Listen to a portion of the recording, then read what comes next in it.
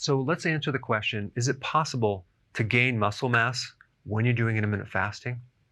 Let's say you want to get the benefit of doing intermittent fasting, yet you also want to gain muscle. How would you do it? Well, there's several factors here. Sometimes people have this idea that they have to spike insulin to grow their muscles.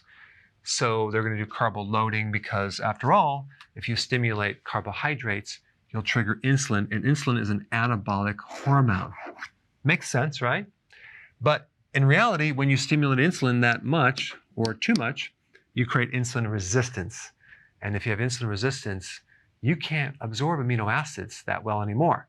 This is why a pre-diabetic or a diabetic or someone that has insulin resistance doesn't absorb protein or amino acids that well.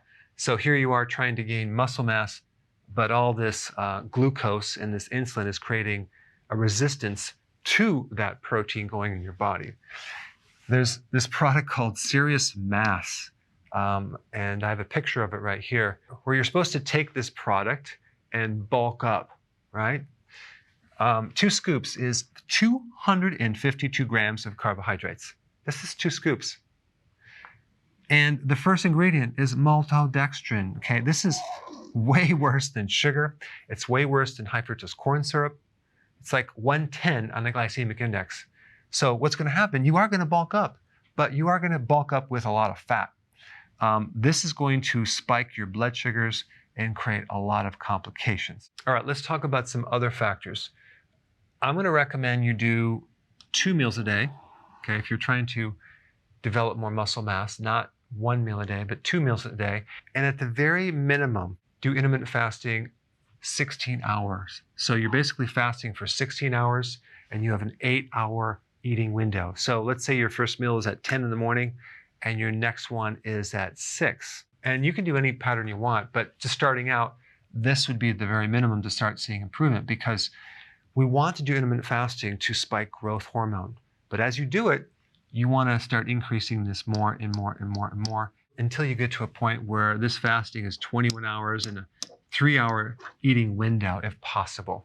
We also have to make sure that there's enough calories in your meals too, because if your meals just don't have enough food, it's going to be really hard to grow muscle. So you're going to have to determine how many calories you need, but the average person will probably need somewhere around 1,500 calories per meal or a little bit more. All right, the next thing that's really important is exercise volume. Exercising enough, using heavy weights, really working your body to the point where you are getting sore and you're creating change. All right, number 3, carbohydrates. Maybe you want to keep your carbs on the high end, but not go over 50 grams. Well, depending on your age, let's say you're younger, maybe you do 60 grams, maybe even 70 grams, but don't go any higher than that. That way we get the benefits of ketones. So you're consuming enough carbs to keep normal insulin.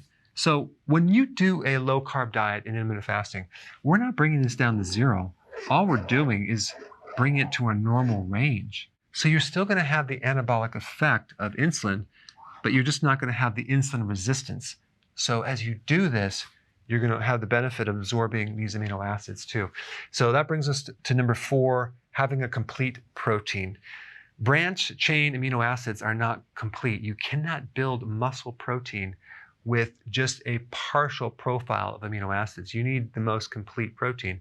And the best protein out there would be the egg protein, okay? Fish is good. There's other types of essential amino acid blends, especially when you're taking them with the fasting, just to really make sure 100% that you're not actually losing any muscle at all. But that being said, if you're fasting 16 hours up to 21 hours, you're not going to be losing any muscle. And also make sure you have enough amino acids. So 6 to 8 ounces per meal. Depending on your age, if you're a little younger and you're more active, maybe you do 9 ounces per meal. Now, nutrients. You don't just build muscle with protein. You need other nutrients, calcium, B vitamins, magnesium, vitamin D, potassium. Very necessary, and this is why you want to do the healthy version of keto. Some other factors that can slow you down is having high cortisol. That's the stress hormone. And that can come from not sleeping. So sleeping increases growth hormone, and cortisol inhibits growth hormone. So this is one way to really create a loss of muscle mass. And this is one problem with women going through menopause is the adrenals are backing up the ovaries, and there's a spike in cortisol, and a lot of times they have a loss of muscle, and it looks like fat, but it's atrophy. So cortisol is very, very destructive on your muscles. So you want to keep your stress as low as possible. Now, if you're doing prolonged fasting, I wouldn't go past 72 hours if you're trying to maintain your muscle mass. Not that it's going to be a problem, but if you're new to this, if you go too long and you don't have enough reserve built up, it could create a little loss of muscle. All right, guys, there you have it. These are the factors to help you maintain and even grow more muscle mass when you're doing intermittent fasting. If you're new to my channel, check out this video on intermittent fasting. It will give you everything you need to know about how to do it healthily.